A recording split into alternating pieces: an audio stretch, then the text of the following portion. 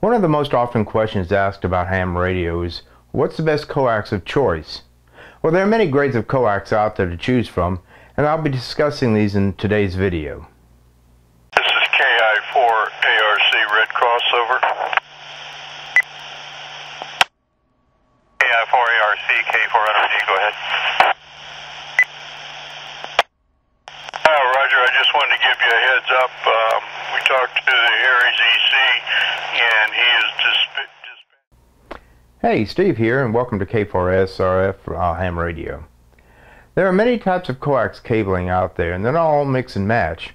Each has a specific purpose, so what is the best choice of cable for your application? The coax you select can make a difference in the performance and range of your antenna system. All coax feedline cables have signal loss, and the amount of loss depends on three factors, and those factors being the construction of the cable, the frequency of the signal, and of course the feedline length itself.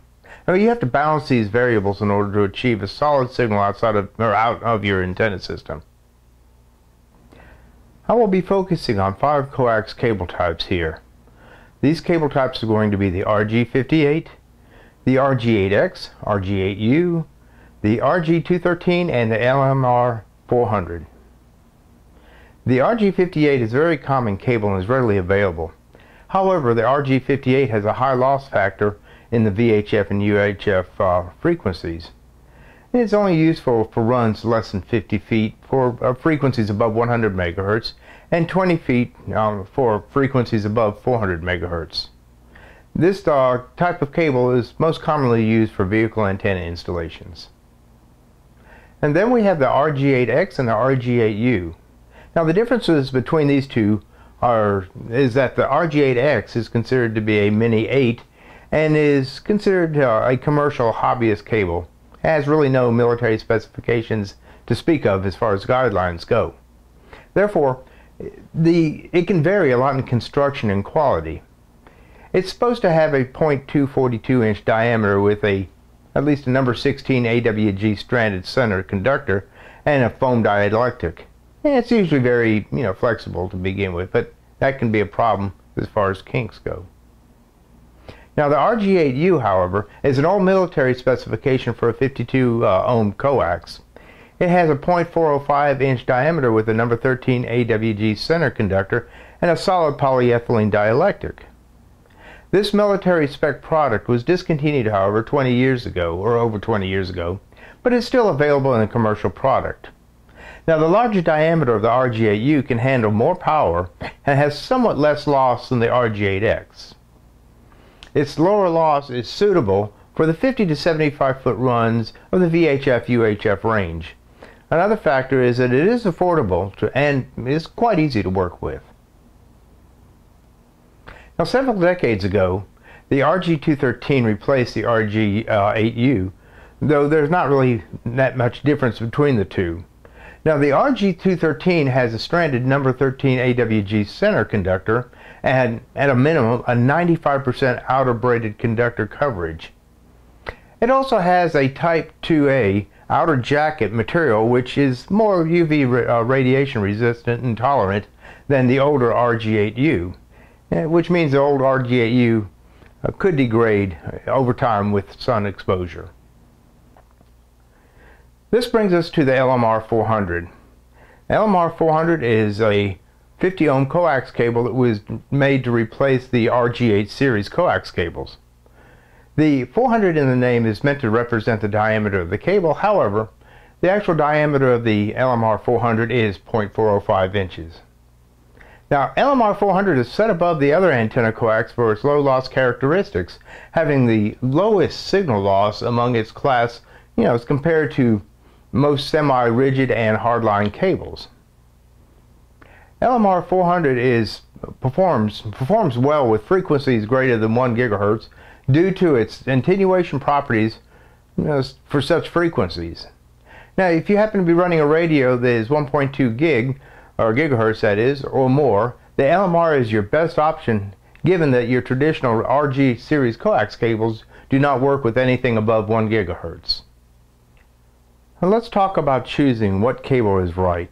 Granted, this is my own personal opinion, and you may want to go ahead and do some research, on your own, just to determine what you think will be the best fit for your needs. As with all coax feedline cables, it will exhibit signal loss, and you must weigh the amount of loss on 3 factors. That's the construction of the cable, the frequency of the signal, and the feedline length. Now, the balancing of these variables is important to get a good solid signal out of your antenna system. As said, RG58 is very common and it's readily available. However, with its high loss factor in VHF and UHF frequencies, it's only useful in runs less than 50 feet for frequencies above the 100 MHz range, and for 20 feet for frequencies above the 400 MHz range. This is a common cable used for vehicle antenna installations. Lower loss cable like the RG8 series works well for 50 to 75 foot runs running VHF UHF, and it's reasonably affordable and easy to work with. However, if your cable run is going to be longer than 100 feet, or you are running or installing, that is, a UHF VHF antenna for 2 meter and or 77 meter, or both, then I would recommend a low loss cable like the LMR 400. This cable has a heavier center conductor, and with additional layers of shielding, it better protects for higher frequencies and also provides minimum loss. So if you're wondering what cable I use, after experimenting for a while and spending money on cable that really was not a good match for what I needed, I finally concluded that my coax needs that best meets my specifications, since I only run UHF VHF in my vehicle. All I need is RG58 for my vehicle. Now, for my base station at home, my UHF and VHF coax of choice is the LMR 400. For my HF needs, I run RG213. These are my personal choices, and I have found that these choices work well for me. As stated, these are my own personal choices. Your choices may vary based on your own needs. I hope this information I've provided has been useful to you and has helped you make a decision on which coax would be best to serve you.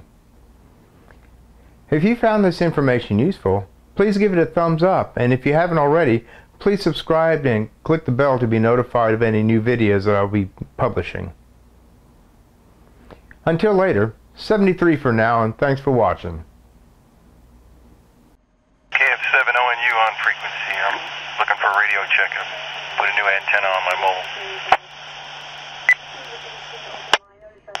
ONU, you're 90% quieting, good audio, good copy, K4NRD.